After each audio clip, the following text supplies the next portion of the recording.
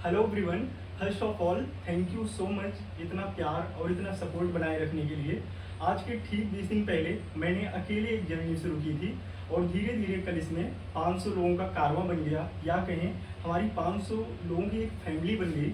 तो इसके लिए आप सभी का दिल से आभार। तो इस मौके पर मैं कल से ही जो मैंने अपने प्रीवियस वीडियोज में या कहें पहले वीडियो में जो मैंने प्रोमिसेस किए थे कि मैं जीएस पूरा का पूरा अच्छे से कराऊंगा ही नहीं, कंटेंट दूंगा ही नहीं उसको, बल्कि आपको क्लास में ही याद कराऊंगा। ठीक है, तो पहली चीज़। दूसरा हमने किया था कि करंट बर्निंग इशूज, जो कि हफ्ते में एक बार या दो बार दो क्लास उसकी होगी, जैसे कि हम लोगों ने चंद्रयान का किया, यूसीसी का किया। ऐसे आने वाले टाइम में करंट बर्निंग इशूज में और चीज़ें उसमें ऐड करेंगे। और मैंने जो कहा था कि करंट अफेयर्स के लिए, जो कि मैंने इसके पहले भी वीडियो में बताया, जो हमने स्ट्रेटजी वीडियो लाया था, तो कल से ही हम लोग करंट अफेयर्स के लिए एक अच्छी सी रणनीति से उसको हम करने वाले हैं। उसमें एक ही पेज में मैं कोशिश करूँगा एक ही पेज में करंट अफेयर्स आ जाए, और कोशिश ये भी करूँगा उसमें एक एडिटोरियल को मैं अच्छे से ले लूँ, जिससे वो मेंस के लिए भी काम आ जाए। और जो चीज़ें हैं जो उसमें फैक्चुअल रहेंगे, 8 से 10 फैक्चुअल रहेंगे, उनको स्टैटिक से लिंक करके, जिससे चीज़ें आपकी रिवीजन भी होती रहे और आपके पास में एक एक पेज का नोट्स ऐसे हो जाए। और कोशिश करूँगा वीकली भी निकाल दूँ, वीकली 3-4 पेज का होगा। तो ऐसे आपके पास में पूरे मंथ का अगर देखेंगे, अगर पर डे वाला देखेंगे, तो आपके पास में 30 पेज का करंट अफेयर्स होगा, जो कि आप अच्छे से उसको रिवाइज कर सकते हैं, क्योंकि आप डेली करते रहेंगे। तो ये मैं कल से ही स्टार्ट करने वाला हूँ। ठीक है, तो आज हम लोग आज का टॉपिक स्टार्ट करते हैं। आज हम लोग वाइस प्रेसिडेंट करने वाले हैं। जैसा कि हम लोग क्या कर रहे थे, भाग 5 में हम लोगों ने राष्ट्रपति कर लिया है। ठीक है, तो ये किसके तहत आता है, ये भी भाग 5 में आता है। ठीक है, इसमें हम लोग क्या करेंगे, वाइस प्रेसिडेंट के बारे में देखेंगे कि हमारे कॉन्स्टिट्यूशन में कौन कौन से आर्टिकल्स हैं, कहाँ पे हैं। थोड़ा सा हम लोग इसको यूएसए से रिलेट करेंगे कि जैसा कि हम लोगों ने इसको वाइस प्रेसिडेंट का जो पोस्ट है, इसको हमने कहाँ से लिया है, यूएसए से लिया है। तो देखेंगे कि वहाँ के उपराष्ट्रपति को ऐसा क्या मिला है जो हमारे उपराष्ट्रपति को नहीं मिला है, ये भी देखेंगे। तो एक एक करके आर्टिकल देखेंगे, इसके वेतन और ये देखेंगे। एक कंफ्यूजिंग सा रहता है चेयरमैन और डिप्टी चेयरमैन को लेके, हम लोग इसको भी अच्छे से कवर करेंगे, थोड़ा डिफरेंस देखेंगे। तो एक एक करके स्टार्ट करते हैं। देखो हम लोग क्या कर रहे हैं, भाग 5, अगर इसको थोड़ा सा अगर तोड़ें, हम लोग इसको 52 से लेके आर्टिकल 151 तक, जो कि भाग 5 के अंतर्गत आता है, तो हम लोग इसको करने वाले हैं। इसके पहले हम लोगों ने 52 से लेके 62 तक कर लिया। अब आर्टिकल 63 से लेके आर्टिकल 70 तक कौन आएगा, वाइस प्रेसिडेंट आएगा। ठीक है, आर्टिकल 63 से आर्टिकल 70 तक भाग 5। और ये हमने कहाँ से लिया है, यूएसए से लिया है। अभी थोड़ा सा देख लेंगे कि यूएसए और यहाँ पे क्या डिफरेंसेज है, या तो यहीं देख लेते हैं। जो यूएसए का वाइस प्रेसिडेंट है, जैसे कि आप अपने यहाँ क्या देखते हो, 2 हाउस है, एक लोअर हाउस, एक अपर हाउस। ठीक है, तो अपर हाउस के अंतर्गत ये आते हैं। ऐसे अगर यूएसए में देखेंगे, वहाँ पे एक सीनेट है जिसको अपर हाउस बोलते हैं अपने यहाँ की तरह, और एक कांग्रेस है जिसको हम लोग लोअर हाउस बोलते हैं। ठीक है, तो ये हो गया वहाँ का जो वाइस प्रेसिडेंट होता है। वाइस प्रेसिडेंट अगर अपने यहाँ जैसे राष्ट्रपति की पद खाली हो गया या किसी भी प्रकार से वो रिक्त हुआ, तो वहाँ का जो उपराष्ट्रपति बनता है राष्ट्रपति पद के रूप में, वो जितना भी समय बचा है उस समय के लिए बनता है। लेकिन अपने लिए कितने टाइम के लिए बचता है, जब तक नया राष्ट्रपति न बन जाए। सिर्फ डिफरेंस यही इतना है। ठीक है, और पावर के मामले में भी है, तो आप लोग इतना बस ध्यान रखिए, या तो इसको नोट डाउन कर लीजिएगा। अब देखते हैं, यहाँ सेकंड हाईएस्ट कॉन्स्टिट्यूशनल पोस्ट है। पहले नंबर पे कौन है, हेड ऑफ स्टेट, जिसे हम लोग राष्ट्रपति के रूप में जानते हैं। ठीक है, और दूसरे नंबर पे वाइस प्रेसिडेंट। हमारे पहले जो उपराष्ट्रपति थे वाइस प्रेसिडेंट कौन थे, डॉक्टर एस राधाकृष्णन जी। ठीक है, तो ये तो हो गया इनके बारे में थोड़ा सा। अब बात करते हैं, एक एक आर्टिकल करते हुए चलते हैं, फिर यहाँ से क्वेश्चन ज़्यादा बनते हैं उनको भी देख लेंगे। ठीक है, आर्टिकल 63 क्या बोलता है कि एक वाइस प्रेसिडेंट होगा। ठीक है, आर्टिकल 64 क्या बोलता है, ये बोलता है ex officio chairman of Rajya Sabha. इसको बोलते हैं कि राज्यसभा का पदेन सभापति। क्या बोलते हैं, पदेन। अच्छा, यहाँ पे कुछ लोगों का रहता है कि सर कुछ टर्मिनोलॉजी इंग्लिश में यूँ कर दीजिए, तो हम लिख देंगे, लेकिन समझाने को दोनों में समझा देंगे। ठीक है, पदेन सभापति हिंदी में बोलते हैं। ठीक है, इसे बोलते हैं ex officio chairman of Rajya Sabha. कौन होता है, वाइस प्रेसिडेंट होता है। ठीक है, अब बात करते हैं कि आर्टिकल 65 क्या बोलता है। आर्टिकल 65 बोलता है कि अगर प्रेसिडेंट का पद रिक्त हो गया तो कौन बैठेगा, वाइस प्रेसिडेंट बैठेगा। कब तक के लिए बैठेगा, जब तक चुनाव नहीं हो जाता है। इसके पहले हम लोगों ने क्या किया था, जैसे मान चलो कि ये है राष्ट्रपति, राष्ट्रपति अगर नहीं है किसी कारणवश, कौन आएगा, वाइस प्रेसिडेंट। अब by the way vice president भी नहीं है, कौन आएगा, सीजेआई आएगा। अब अगर सीजेआई भी नहीं है तो कौन आएगा, सीनियर मोस्ट जज ऑफ सुप्रीम कोर्ट। ठीक है, अब ये मत सोचिए अगर वो भी नहीं होगा तो वो होंगे, क्योंकि 34 है ना, तो सारे कैसे जा सकते हैं एक साथ, तो ये भी तो है ना। तो अगर पद रिक्त हुआ कौन आएगा, वाइस प्रेसिडेंट, प्रेसिडेंट की जगह पे। अब बात करते हैं इनकी प्रक्रिया की। 66 क्या बोलता है, 66 क्या बोलता है, 66 बोलता है चुनाव का।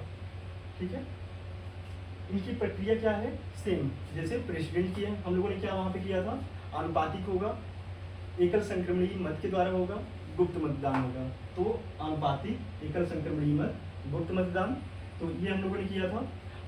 आनुपातिक और एकल संक्रमणीय मत, जैसे मैंने एग्जांपल लिया था ना सत्यम शिवम सुंदरम का, वैसे सेम है कि हम लोग उसमें क्या करेंगे, प्रेफरेंस भरते हैं कि पहले नंबर पे सत्यम को वरीयता दिए हैं, शिवम को दिए हैं, दूसरा मेंबर बताएगा शिवम को दिए हैं या सत्यम को दिए हैं, तो ऐसे वो करेंगे। ठीक है, तो इतना सा है। इनका जो चुनाव होगा, चुनाव में लोकसभा और राज्यसभा के नॉमिनेटेड मेंबर और जो इलेक्टेड मेंबर हैं दोनों इसमें पार्टिसिपेट लेते हैं। आप लोगों ने प्रेसिडेंट वाले में क्या देखा था, प्रेसिडेंट वाले में देखा था जो हमारे लोकसभा प्लस राज्यसभा है, यहाँ के कौन होते हैं, इलेक्टेड मेंबर होते हैं। ठीक है, स्टेट लेजिस्लेचर के कौन से होते हैं, इलेक्टेड होते हैं। ठीक है, फिर हम लोगों ने किया था दिल्ली पौंडीचेरी, जहाँ पे यूटी ऐसे जहाँ पे विधानसभा है वहाँ के लोग रहते हैं। ठीक है, दिल्ली पौंडीचेरी। ठीक है, अभी जम्मू एंड कश्मीर में भी है तो वो आगे से जुड़ जाएगा।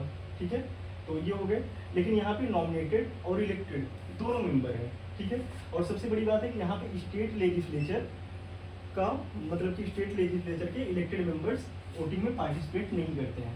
तो ये आप याद रखिएगा।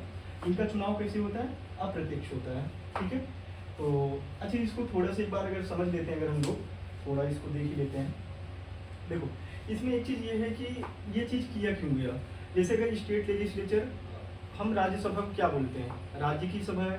ठीक है, इसमें जो इसमें का मेंबर होता है, जैसे आप देखते हो जो स्पीकर होता है लोकसभा का होता है, वह कहीं ना कहीं का एमपी होता है। लेकिन राज्यसभा के मैटर में ये नहीं होता है। क्यों नहीं होता है, क्योंकि इसमें अगर राज्यसभा का भी अगर कहीं स्टेट लेजिस्लेचर का डाल देंगे, जैसे मान के चलो कि यूपी का मैं हूँ, ठीक है, और कल को मुझे राज्यसभा का क्या बना दिया जाए, सभापति बना दिया जाए। ठीक है, तो मैं क्या करूँगा, थोड़ा बहुत तो वो रहेगा ना कि मैं यूपी का थोड़ा बहुत इंटरेस्ट लूँ।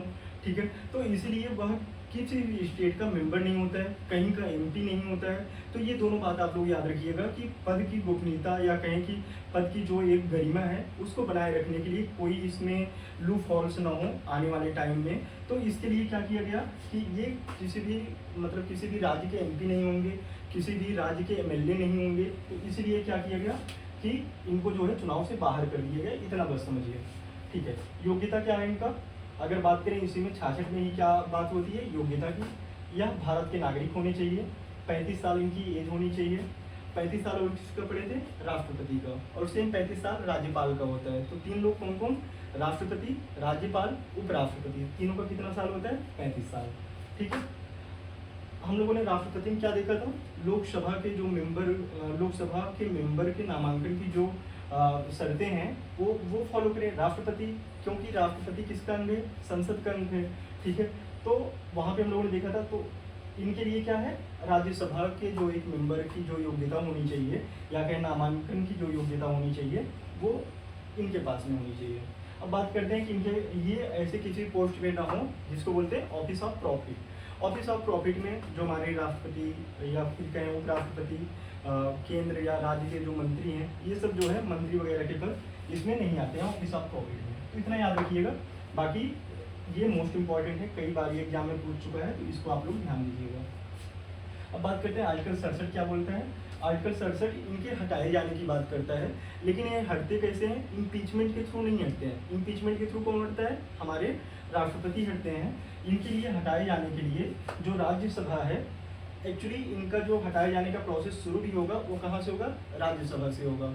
ठीक है, क्योंकि ये कहाँ के सभापति हैं, राज्यसभा के हैं, इतना याद रखिएगा। तो राज्यसभा में प्रभावी बहुमत। एक्चुअली जो प्रभावी बहुमत है, जिसको इफेक्टिव मेजॉरिटी बोलते हैं, यह कुछ नहीं, एक प्रकार का क्या है, विशेष बहुमत है। ठीक है, विशेष बहुमत। यह कितने से होता है, 2/3। ठीक है, अगर हम देखें जो उपस्थित प्लस मतदान करने वाले, ठीक है, उपस्थित प्लस मतदान, ठीक है, प्लस 2/3 जितने मेंबर वहाँ पे उपस्थित, तो मतलब कि ये बेसिकली आप याद रखिए विशेष बहुमत। अभी हम लोग जब अमेंडमेंट करेंगे तो अमेंडमेंट के टाइम हम लोग 3 बहुमत करेंगे, एक साधारण बहुमत करेंगे, एक विशेष बहुमत करेंगे, एक हम लोग विशेष बहुमत के साथ में आधे राज्यों का भी लेते हैं जब संघ वगैरह की जो जब संघवाद जैसे विषय में जब संशोधन हो तो उसके लिए। तो आप लोग इतना याद रखिए विशेष बहुमत कितने से होता है, 2/3 से। ठीक है, जो उपस्थित और मतदान करने वाले हैं। अब बात करते हैं कि ये त्याग पत्र किसको देते हैं, त्याग पत्र किसको देंगे, राष्ट्रपति को। और ये वैसे भी इनका कार्यकाल कितने साल का होता है, 5 साल का, उसके पहले भी ये हटाए जा सकते हैं। ठीक है, तो ये हो गया। लेकिन 14 दिन पहले क्या देना होगा, इनको नोटिस देना होगा। तो हटाने के लिए 4 चीजें याद रखना, 5 साल, 14 दिन पहले नोटिस देना होगा, राज्यसभा, अगर राज्यसभा में ही स्टार्ट होगा, क्योंकि ये राज्यसभा के, समझो कि राज्यसभा के सभापति हैं। अच्छा, ये ध्यान दीजिएगा कि ये क्या है, राज्यसभा का मेंबर ऑफ पार्लियामेंट, या कहें एमपी नहीं है। अभी हम लोग जब डिफरेंसेस करेंगे ना तो वहाँ पे देख लेंगे। तो राज्यसभा का प्रभावी बहुमत प्लस लोकसभा का साधारण बहुमत, ये क्या है, साधारण बहुमत से। ठीक है, त्यागपत्र राष्ट्रपति को, ये तो हो गया। और इसमें जो मोस्ट इंपॉर्टेंट आर्टिकल है, 66 याद रखिएगा, 63 याद रखिएगा, 64 याद रखिएगा, 67 याद रखिएगा। ये 4 मोस्ट इंपॉर्टेंट हैं। अब बात करते हैं आर्टिकल 69 की। ये किसकी बात करता है, शपथ की बात करता है। शपथ किसके सामने लेते हैं, प्रेसिडेंट के। प्रेसिडेंट किसके सामने लेते हैं, सीजेआई के। ठीक है, तो ये हो गया। शपथ ही किसकी लेंगे, संविधान की, और अपने पद और कर्तव्य की उसको जो है अच्छे से पालन करेंगे, उसका ये शपथ लेते हैं। अब बात करते हैं वेतन की। वेतन, इनको देखो, वेतन के लिए 2-3 प्रकार से क्वेश्चन बनते हैं, तो क्वेश्चन को ध्यान में रख के मैंने ये पॉइंट यहाँ पे कलेक्ट किया है। जैसे देखो, वेतन इनको उपराष्ट्रपति के रूप में नहीं मिलता है, जो ये राज्यसभा के सभापति होते हैं उसी के रूप में वेतन मिलता है। तो कई बार क्वेश्चन बना है कि जो राज्यसभा का सभापति होता है इसको वेतन उपराष्ट्रपति के रूप में मिलता है या राज्यसभा के सभापति के रूप में मिलता है। तो किसके लिए मिलेगा, जो एक्स ऑफिशियो चेयरमैन है, तो इसके लिए राज्यसभा के, तो इसके लिए इनको मिलता है। अगर ये कार्यवाहक राष्ट्रपति का जब पद धारण करते हैं तब इसके रूप में नहीं मिलेगा, तब किसके रूप में मिलेगा, प्रेसिडेंट के। इसलिए दोनों पॉइंट मैंने यहाँ कवर कर दिया, आप लोग इसको माइंड में रखिएगा। ठीक है, और इनकी सैलरी कितनी होती है, 4 लाख। प्रेसिडेंट कितनी थी, 5 लाख। इनका पेंशन कितना है, 50% है। टोटल जितना इनका वेतन है उसका 50%। ऐसे राष्ट्रपति का भी था। एक मिनट,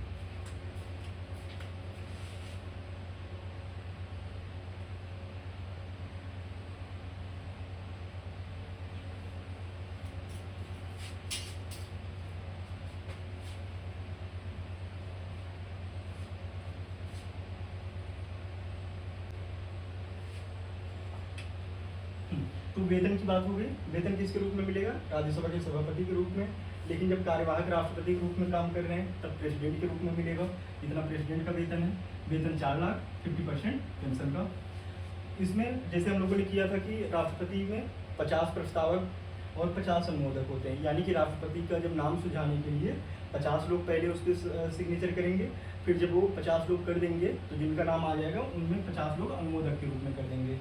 इनका भी 15,000 रुपये इनको भी जमा करना पड़ता है आरबीआई के पास में। राष्ट्रपति को भी 15,000 रुपये जमा करना पड़ रहा था। तो ये हो गया। अब इसमें थोड़ा सा बात कर लेते हैं कि चेयरमैन और डिप्टी चेयरमैन में डिफरेंस क्या है। ये थोड़ा कंफ्यूजिंग भी है और कई बार लोग जो है गलत करके भी आ जाते हैं। देखो, ये राज्यसभा का क्या होता है, अध्यक्ष होता है, वाइस प्रेसिडेंट भी होता है। ठीक है, यह राज्यसभा का एमपी नहीं होता है। यह मोस्ट इंपॉर्टेंट है, आप लोग इसको भूलिएगा मत। राज्यसभा का एमपी नहीं होता है। ठीक है, यह राज्यसभा का एमपी होता है। जैसा कि हमने इसके इलेक्शन में ही कर लिया ना यहाँ पे, कि यह जो है किसी स्टेट लेजिस्लेचर तो आता नहीं है, कहीं का एमपी भी नहीं होता है। इसलिए क्योंकि पद की गोपनीयता बनी रहे, या कहें कि वह किसी एक राज्य की तरफदारी ना करे, तो इसलिए। ठीक है, इनका टर्म कितने साल का होता है, 5 साल का। इनका कितने का होता है, 6 साल का। पहले ही मैंने बताया कि यह राज्यसभा का सदस्य नहीं होता है, इसलिए ये राज्यसभा के सदस्य होते हैं, इसलिए 6 वर्ष होता है। तो अभी हम लोग जब अगले उसमें अगर टॉपिक में करेंगे हम लोग, उसमें हम लोग सरला बैंड को करेंगे। सरला का मतलब संसद, राज्यसभा, लोकसभा, ठीक है। 79, 80, 81 जो अभी हम लोग आर्टिकल करेंगे तो वहाँ पे देख लेंगे, ठीक है। तो टर्म 5 साल, टर्म 6 साल। त्यागपत्र किसको देंगे? प्रेसिडेंट को। ये किसको देंगे? अध्यक्ष को, ठीक है। अध्यक्ष कौन? चेयरमैन, वही वाइस प्रेसिडेंट, ठीक है। तो ये दोनों मोस्ट इंपॉर्टेंट हैं, आप लोग याद रखिएगा। अब इसमें एक चीज़ है कि जैसे हम लोगों ने डिस्प्यूट वाला किया था ना, कि अगर राष्ट्रपति और उपराष्ट्रपति के बीच में अगर डिस्प्यूट होता है तो वो राष्ट्रपति और उपराष्ट्रपति के इलेक्शन के मामलों से रिलेटेड अगर कोई भी डिस्प्यूट है तो कहा जाता है सुप्रीम कोर्ट में, ठीक है। तो आर्टिकल 71 क्या बोलता है कि अगर इलेक्शन से रिलेटेड कोई डिस्प्यूट है वो कहा जाएगा सुप्रीम कोर्ट में। लेकिन अगर इलेक्शन से रिलेटेड कोई डिस्प्यूट है, वह गया और उपराष्ट्रपति का जो इलेक्शन हुआ है उसने पाया कि हाँ ये अवैध हुआ था, मतलब इसमें कोई गलती हुई थी, तो वो क्या करेगा? इनको बर्खास्त करेगा। लेकिन उसके पहले के जो कार्य वो किया रहेगा वो अवैध नहीं होगा। ये यूपीएससी में कई बार क्वेश्चन पूछ चुका है, ठीक है। तो आप लोग इसको ध्यान रखिएगा कि उसके पहले प्रीवियस जितने भी कार्य हैं उसके द्वारा वो अवैध नहीं माने जाएंगे, वो लागू ही रहेंगे। तो ये हो गया, तो इसको आप लोग कर लीजिएगा। इसमें और तो कुछ छूट नहीं रहा है, एक बार इसको रिवाइज कर लेते हैं और देख लेते हैं कैसे आप लोग इसको याद रखेंगे। देखो 63 क्या बोलता है? एक वाइस प्रेसिडेंट होगा। 64 से क्या याद रखोगे? चौसा आम क्या कहाँ होता है? ऑफिस में होता है। चौसा आम कहाँ होता है? ऑफिस में। 65 पद रिक्त होने पर कौन आएगा? वाइस प्रेसिडेंट, जब प्रेसिडेंट का पद रिक्त हो जाएगा। 66 ये क्या आप कर लोगे? इसको बोल लो कि जैसे 6 ऐसे करके कुछ आप याद कर लो। 6 चुनाव, 6 चुनाव, ठीक है। 66 चुनाव। योग्यता, ये बात करते हैं 3 प्रकार की योग्यता का, वो भी इसमें है। 67 से आप क्या याद रख लो कि जब कोई चीज़ सड़ जाता है तो हम क्या कर देते हैं? हटा देते हैं। सड़ जाएगा तो हटा देंगे। देखो अपने को याद रखना है, याद किसी भी तरीके से रखो, बस याद रखो, ठीक है। 67 हटा देंगे। 69 ये क्या बात करके देखो, 6 है, इसको थोड़ा सा उल्टा करेंगे 9। लेकिन ये दोनों शपथ खा के बैठे हैं, हम देखेंगे सेम ही, एक दूसरे के मिरर इमेज ही रहेंगे। तो क्या खा के बैठे हैं? शपथ। तो 69 शपथ। तो ये और 71 में हम लोगों ने किया इलेक्शन डिस्प्यूट से रिलेटेड कहा जाएगा सुप्रीम कोर्ट में। तो आज के लिए इतना ही। बाकी आप लोगों के अगर कोई भी डाउट रहते हैं आप लोग कमेंट में बताइए, और ऐसे ही अपना प्यार जो भरोसा आपने बनाए रखा है आप लोग बनाए रखिए। आने वाले टाइम में मैं इससे भी अच्छे तरीके से सारी चीज़ें और भी कवर करता रहूँगा। तो आज के लिए इतना ही करते हैं, ठीक है।